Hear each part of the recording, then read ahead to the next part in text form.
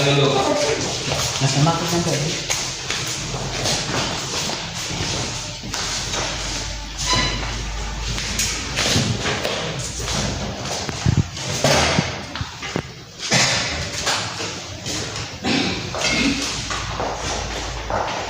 Baik adik-adik, apakah duduknya sudah nyaman? Sudah.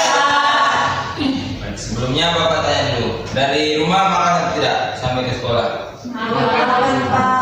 Belum Pak. Jadi ada yang belum makan, ada yang sudah makan. Iya. Jadi Bapak kasih tahu sudah sebelum ke sekolah itu adik-adik harus sarapan dulu baru berangkat ke sekolah biar sampai di sekolah bisa mengikuti pembelajaran dengan baik. Tidak lama-lama datang ke sekolah ya. Iya Pak. Baik, sebelum kita memulai kegiatan kita selanjutnya, Bapak minta salah satu dari adik-adik untuk membuka kegiatan kita dengan doa. Baik adik. Baik, mari kita sama-sama berdoa. Mari kita berdoa. Berdoa selesai. Baik, terima kasih. Sebelumnya adik-adik sudah kenal dengan Bapak? Belum Pak. Kalau begitu Bapak memperkenalkan diri Bapak dulu. Jadi nama panjang Bapak Yosef Palanama, biasa dipanggil Pak Yosef. Iya Pak Yosef. Kalau adik-adik sendiri sudah saling kenal? Belum Pak. Baik, kalau begitu kita mulai adik-adik mulai memperkenalkan diri dari adik bagian kanan. Baik, perkenalkan saya Sina Kebab dan dipanggil. Selanjutnya, Baik, nama saya Susi. Perkenalkan nama saya Helena. Perkenalkan nama saya Sinta. Nama saya Kalista. Nama saya Ayati. Nama saya Nabi. baik. Jadi adik-adik sudah saling kenal ya sekarang? Sudah. Oke, baik. Sudah siap untuk mengikuti kegiatan bimbingan kelompok kali ini? Sudah. Oke, baik. Jadi kali ini kita akan melakukan bimbingan kelompok. Adik-adik sebelumnya pernah mengikuti bimbingan kelompok? Belum Pak. Berarti belum tahu apa itu bimbingan kelompok. Belum Pak. Jadi kali ini kita akan melakukan bimbingan kelompok. Bimbingan kelompok itu satu bimbingan yang dilakukan secara kelompok.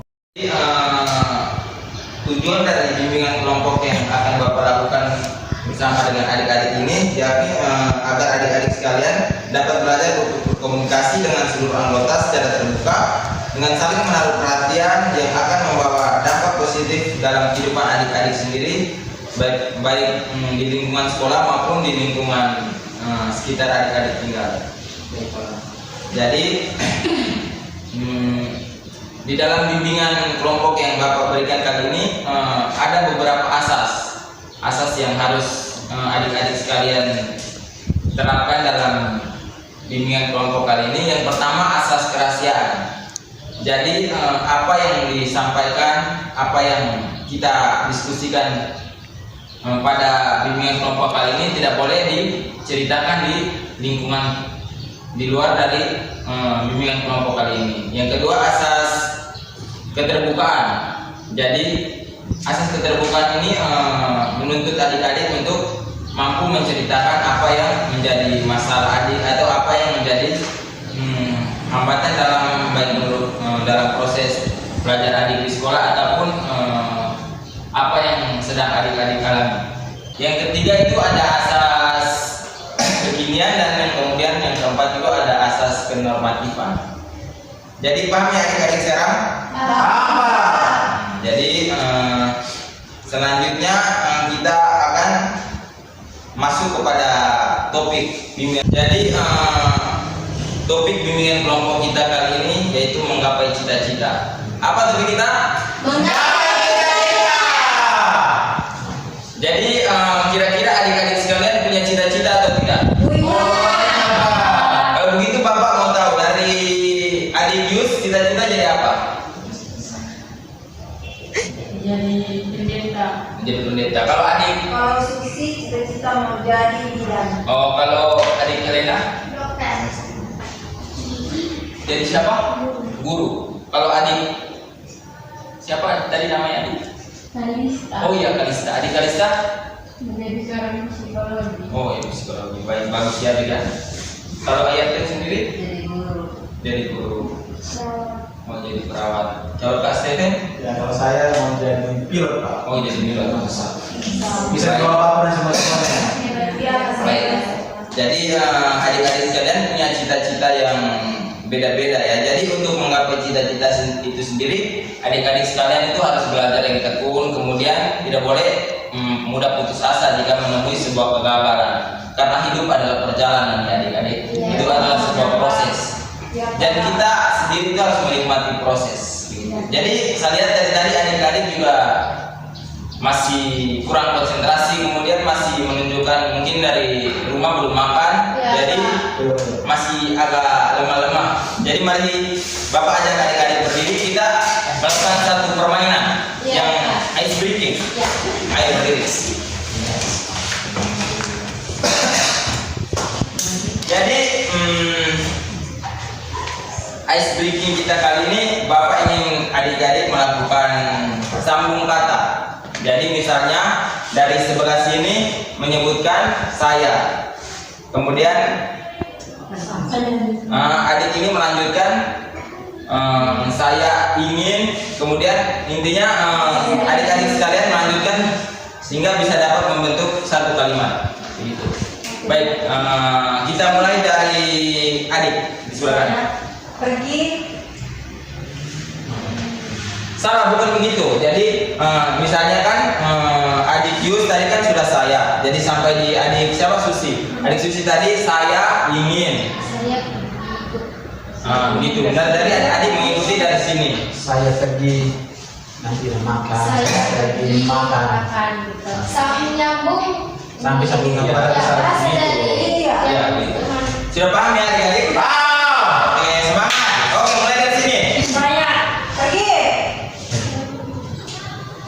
Saya pergi ke sekolah. Saya pergi ke sekolah dengan Saya pergi ke sekolah dengan bapak. Gitu. Jadi ulang. Ganti. Oh iya. Sudah paham ya adik-adik? Jadi sekarang kedua dan Iya, begitu maksudnya. Adik Susi sudah paham? sudah paham. Oh, jadi ganti kata pertama. Sekarang pada hari Minggu. Hari. Pada hari. Ah, Pada hari. Pada saja. Pada kami. Oke. 1, 2, 3 mulai. Pada Hari. pada hari Minggu keluarga. Pada hari Minggu keluarga saya.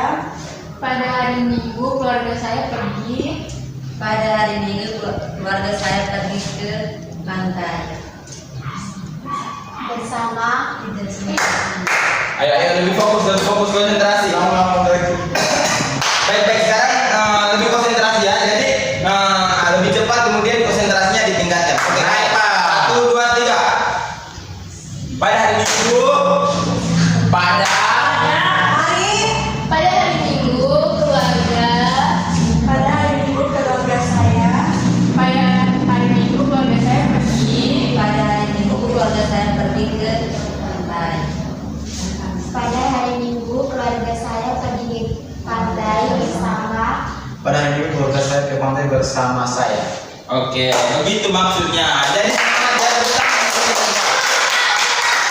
Ya, diulang tapi lebih semangat, kemudian konsentrasinya ditingkatkan lebih cepat lagi. Oke? Siap? Siap, belum mulai. Daripada hari Minggu. pada Hari. saya masih Ganti kata. Oh, diganti ya berarti. Kita mulai dari Baca. Senin. Tadi sudah Minggu, jadi sekarang kita hari Senin. Itu. 1, 2, 3 mulai. pada hari Senin. Pada hari Senin saya pergi. Pada hari Senin saya pergi ke sekolah. Pada hari Senin saya pergi ke sekolah dengan. Pada hari Senin saya pergi ke sekolah dengan teman. Pada hari Senin saya pergi ke sekolah dengan teman untuk belajar. Pada hari Senin saya pergi ke sekolah. untuk belajar dalam teman. Jadi satu kata ya, kita ganti di kata bunga. Bunga, 1, 2, 3, mulai. Bunga. Bunga saya. Bunga saya berwarna merah. Bunga saya berwarna merah sangat. Bunga saya berwarna merah sangat cantik. Bunga saya berwarna merah Sangat dan cantik. sangat cantik di depan kita. Iya. Bunga saya sangat cantik, yang warnanya warna merah dan bunga saya sangat cantik di depan rumah saya. Oke.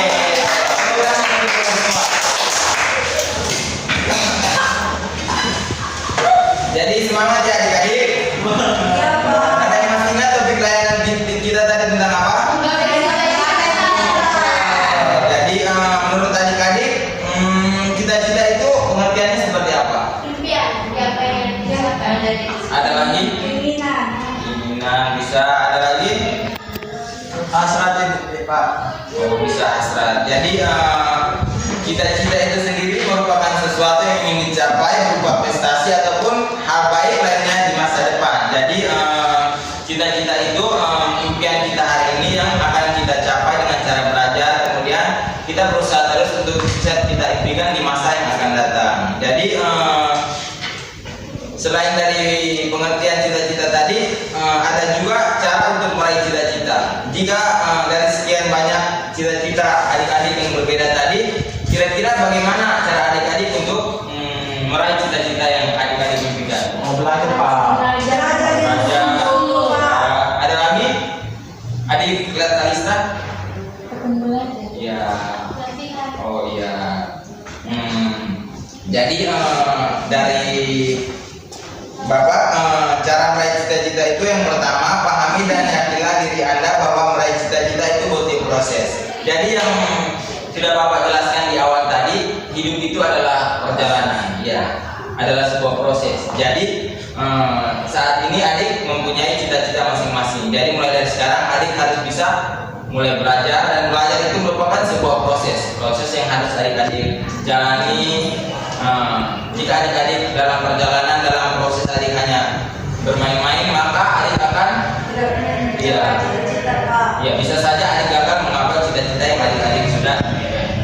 Jadi yang kedua itu, lakukan yang terbaik yang bisa Anda lakukan hari ini. Itu maksudnya seperti apa adik-adik? Ada yang tahu? Apa yang harus dilakukan ini ya jalan saja Pak. Ini seperti saya ingin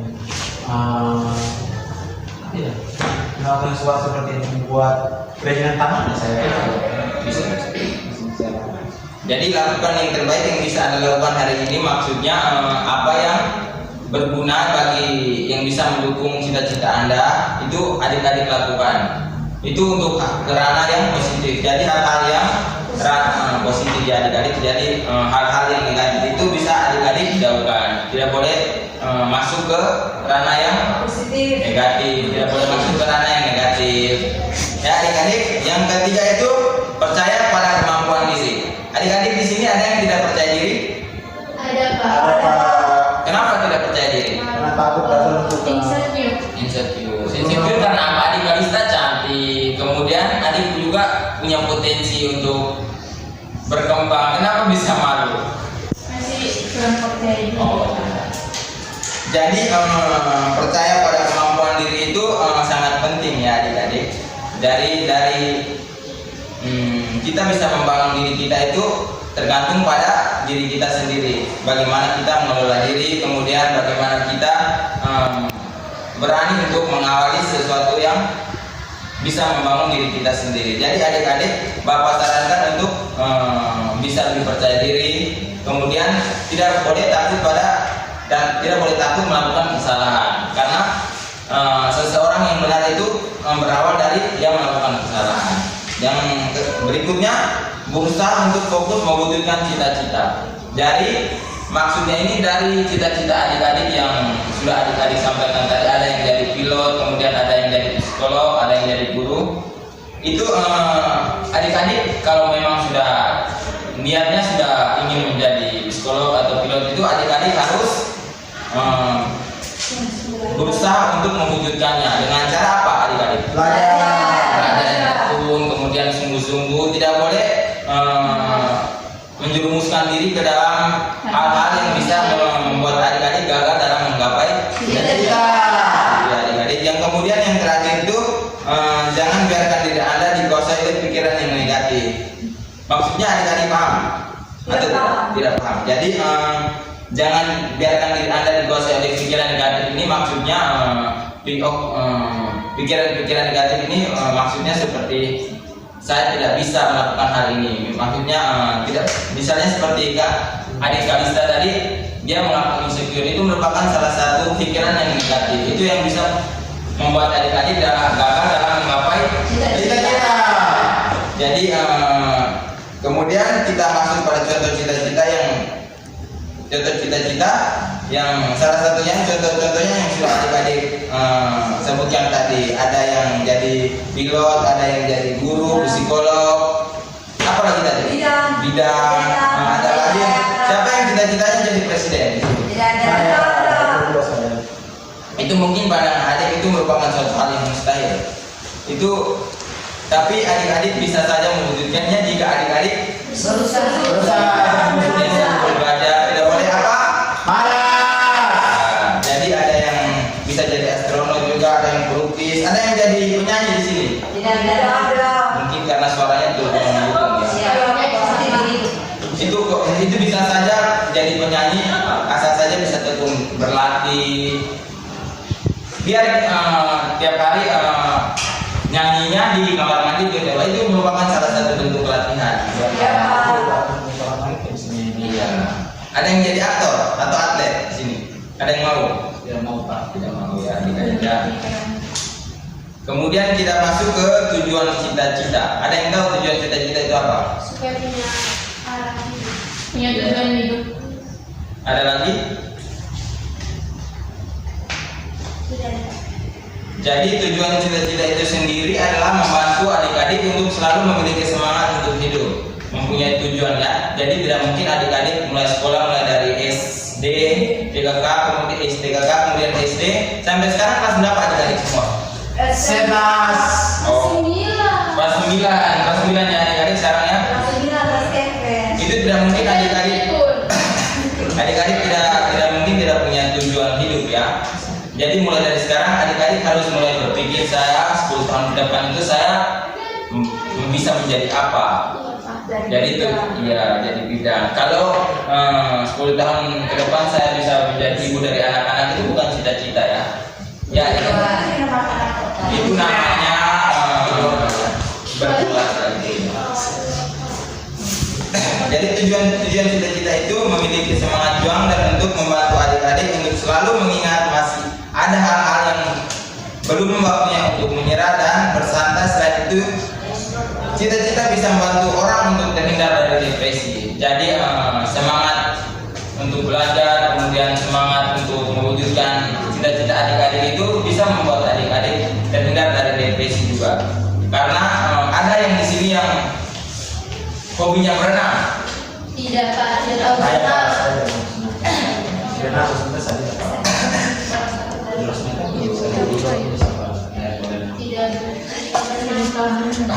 Tidak ada berenang itu alasan mungkin saat ini bisa saja adik Susi bisa berlatih 10. Itu bukan hobi ya. Jadi mungkin sekarang adik Kalista tidak bisa berenang, tapi 1 tahun kemudian dia berusaha dengan tekun belajar, dia sudah bisa menjadi atlet renang ya. Adik Kalista dari mana asalnya? Yang benar. Dari ND Pak. Dari mana nih? ND Pak. Oh dari ND. Ya siapa tahu 5 tahun ke depan bisa jadi atlet renang dari ND ya. Kemudian ada juga hambatan dalam meraih cita-cita. Ada yang tahu apa salah satu hambatan dalam meraih cita-cita? Saya tidak ada apa-apa, semuanya dari orang tua. Iya. Ekonominya mungkin bisa cukup, fisiknya mungkin tidak sesuai, sampai mungkin dia fisiknya ada yang kurang, sehingga dia susah saja. kurang percaya diri. Oh iya, iya. Jadi hambatan dalam meraih cita itu yang pertama kekurangan materi. Itu yang seperti sudah adik Steven sampaikan tadi, mungkin kondisi ekonominya yang kurang mendukung dalam mewujudkan cita-cita yang ingin dicapai. Jadi adik-adik, biarpun kita memiliki kekurangan materi, kita tidak boleh patah semangat. Kita harus tetap berani mewujudkan cita-cita yang sudah kita impikan. Yang kedua itu tidak ada dukungan dari keluarga. Ada yang di sini cita-citanya tidak didukung oleh kedua orang tua. Ada. Tadi cita-citanya apa? Pendeta. Oh, jadi tidak didukung ya, adik ya. Tapi adik sudah niat untuk menjadi seorang pendeta. Oh. Itu mungkin bisa melakukan pendekatan lagi dengan orang tua, memberikan pemahaman atau intinya memberikan ada komunikasi dengan orang tua untuk mencari jalan keluar untuk bisa terjadi keseimbangan. Yang ketiga itu kondisi kesehatan yang kurang, itu sudah disampaikan oleh adik Steven juga tadi, baik itu kesehatan mental ataupun kesehatan fisik. Yang keempat itu relasi yang kurang. Adik-adik tahu relasi itu apa? Relasi itu hubungan ya. Jadi dalam mewujudkan impian atau cita-cita itu tidak mungkin kita berdiri sendirian. Jadi kita harus membutuhkan orang lain. Jadi kita ada dukungan, misalnya dukungan dari orang tua, teman, ataupun ya pacar juga bisa. Orang dalam itu juga merupakan suatu dukungan juga dari ya partner, kalau ada partner. Kemudian yang selanjutnya lingkungan yang toksik. Ada yang di sini yang lingkungannya toksik. Tidak ya, itu tidak, adik-adik tidak boleh masuk ke dalam lingkungan yang toksik. Karena itu bisa saja membuat adik-adik gagal dalam meraih cita-cita adik-adik sekalian. Jadi saran dari Bapak, adik-adik harus bergaul di ranah yang positif. Tidak boleh menjerumuskan diri, itu akan membuat adik-adik merugikan adik-adik sendiri, kemudian merugikan orang tua adik-adik, bisa juga merugikan teman-teman adik-adik. Kemudian kurang dekatnya dengan sang segalanya atau Tuhan. Di sini ada yang Katolik? Ada Pak. Ada yang pada hari Minggu tidak ke gereja?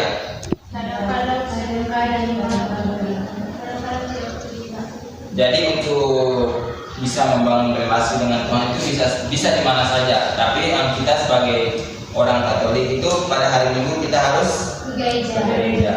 Itu membangun relasi dengan Tuhan. Kita bisa berkomunikasi dengan Tuhan lewat doa. Kemudian untuk adik-adik yang beragama Muslim pada hari Jumat juga bisa ke masjid. Ya. Oke, baik adik-adik, mulai dari pengertian, kemudian cara adik-adik meraih cita-cita, kemudian kita masuk pada tujuan, kemudian juga di hambatan-hambatan meraih cita-cita. Ada yang ingin adik tanyakan? Ada Pak. Ya. Kalau kita tidak, maksudnya Pak, kalau kita ekonominya rendah, terus kita mempunyai cita-cita yang tinggi, itu kemana Pak? Untuk bisa meraih cita-cita itu? Itu bisa saja. Sekarang kan banyak sekali beasiswa ya adik ya. Misalnya adik punya cita-cita yang tinggi, kemudian dari situ adik termotivasi untuk belajar dengan giat, kemudian adik memperoleh nilai yang tinggi. Dari nilai yang tinggi itu adik bisa saja memperoleh beasiswa. Beasiswa itu bisa saja membantu adik untuk lebih mudah untuk adik meraih cita-cita adik tersebut. Jadi sekian itu dari Bapak. Kemudian ada lagi yang ingin bertanya? Tidak. Oke, baik. Dari sini Bapak ingin salah satu dari adik-adik mencoba untuk menyimpulkan dari materi yang sudah Bapak sampaikan tadi. Oke, baik dari adik. Kalau kita menggapai cita-cita, kita harus rajin dan sungguh-sungguh dalam belajar agar apa yang kita cita-citakan bisa tercapai. Baik, ada lagi yang ingin menyimpulkan?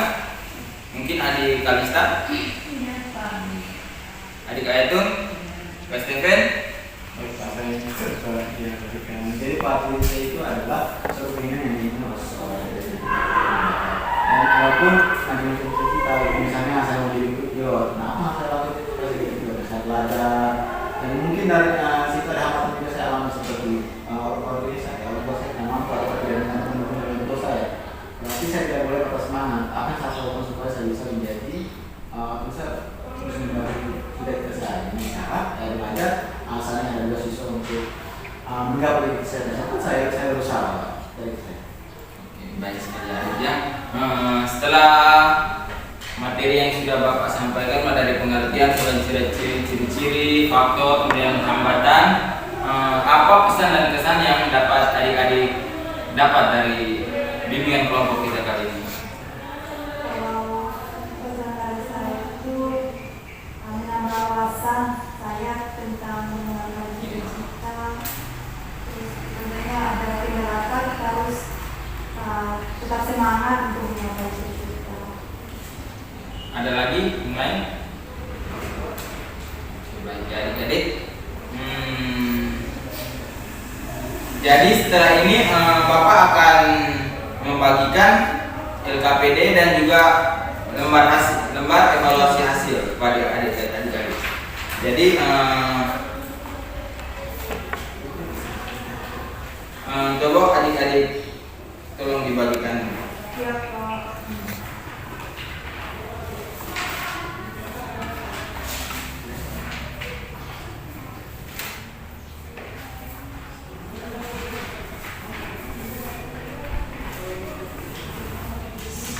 Semua sudah dapat ya adik-adik? Sudah, Pak. Oh, sudah.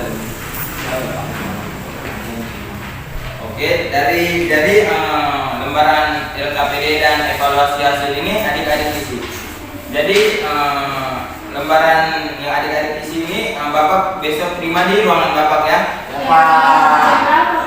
Jam 9 pagi adik-adik. Baik Pak. Oke, dan jadi Bapak rencananya akan membuat bimbingan kelompok sekali lagi. Jadi Bapak minta kira-kira kapan waktu yang tepat untuk Oke, jadi minggu depan di waktu dan tempat yang sama ya. Oke, siap. Jadi sekian bimbingan kelompok kita kali ini, dan untuk mengakhiri bimbingan kelompok kali ini, tadi kita sudah mulai dengan doa. Mari kita tutup dengan doa. Bapak minta salah satu dari adik-adik untuk kita dengan doa. Baik, adik Stephen. Bapak seperti ini setelah ini saya berdoa mengingatkan saya ke Islam mau disesuaikan berdoa lain. Berdoa selesai. Oke, baik adik-adik yang sudah hadir di sini, terima kasih karena sudah menyempatkan diri untuk mengikuti bimbingan kelompok kali ini. Jadi sekarang adik-adik masih ada pelajaran setelah ini? Masih Oke, baik dari situ. Jadi setelah dari sini adik-adik kembali lagi ke kelas untuk mengikuti pelajaran selanjutnya. Oke, sekarang adik-adik boleh untuk meninggalkan ruangan ini untuk kembali ke kelas adik masing-masing. Baik Pak.